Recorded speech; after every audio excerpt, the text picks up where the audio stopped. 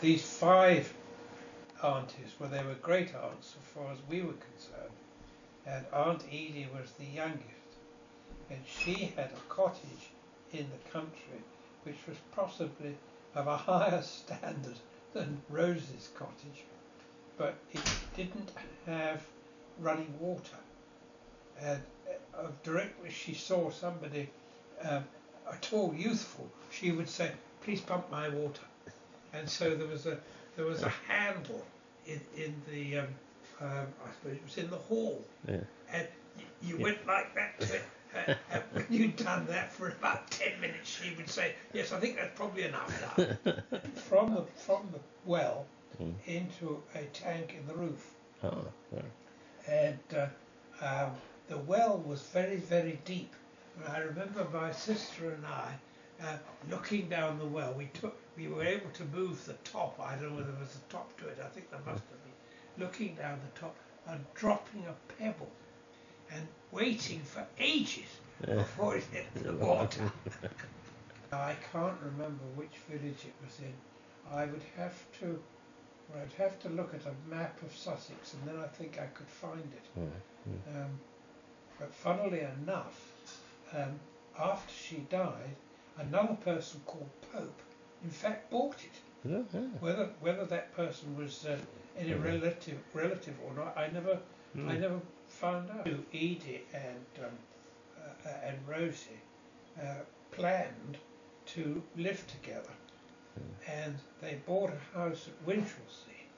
I remember that, and I don't know how long it lasted, but I think it only lasted a few months before they decided that they couldn't live together.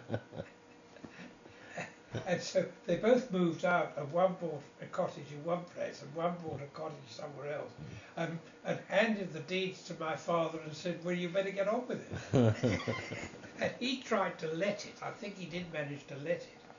And eventually he managed to sell it, but it was a bit of a burden for him, because he always had to look after their financial affairs.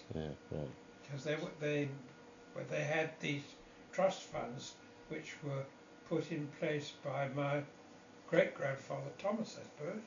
He was their father, wasn't he? That's right. And so he must have put these trust funds in place so that each one of them had a small income. But how they struggled on, I don't know. But Edie was the problem, because she overspent her income, and she used to send postcards to my father which simply said, "1920, my bank's empty." And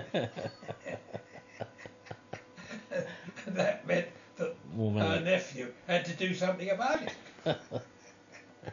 And he did, obviously. Well, he did. He kept a little bit of money aside, I think, belonging to her, so that he could sort of feed it into the bank account when it ran out. And, I mean, he had to carry that for ages, because he was the last male, you see, in the family, because my grandfather died in 1913. The eldest son, Cyril, was killed in 1914. The next son, Tom, was killed in 1915. And so father was the only male member left. And in those days,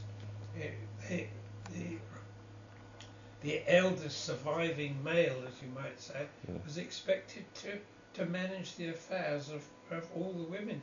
And he had these, well, father only had 4, because Helen died during the war. I don't know whether you know that she was nursing the troops, and this trench fever was a big problem, and many of them had trench fever, and she died because she caught the trench fever, but she was considered to be killed on active service. And so if you look at the War Memorial in the centre of Brighton, there are the names of Cyril and Tom and Helen, who was she must have been the middle one of the 5, I think. That's about all I remember. I remember Aunt Connie, of course, and she was the one who used to winter on the south of France. Right. I only have a very vague memory. There was Chatty, Connie, Edie, Florrie. Oh dear, I think that's right. And Rosie. That sounds right. That sounds right. And I think Connie was maybe the second or the third. And she was the one who would winter on the south of France. And she was the one who was near Marseille when the 14 Wars started. And the family were very concerned because the Germans started to move forward quite fast. They'd straight through Belgium and were only held just before they got to the Channel ports. And Cyril was actually in that battle, was killed in that battle. But Connie was on the south coast of France, and telegrams were sent to her to tell her, come home, come home. And she just sent telegrams back again. The natives of France sent out, I don't know who it was, who managed to bring her home. And so she was in England for the whole of the 1418 war, except the first few months. But as soon as the war was over, she was again going out to winter in the Marseille area, but she stayed in the hills behind, which was much cheaper. And my parents were married in 1921, and sometime between 21 and 25, when I was born, they went and stayed with Connie in the south of France.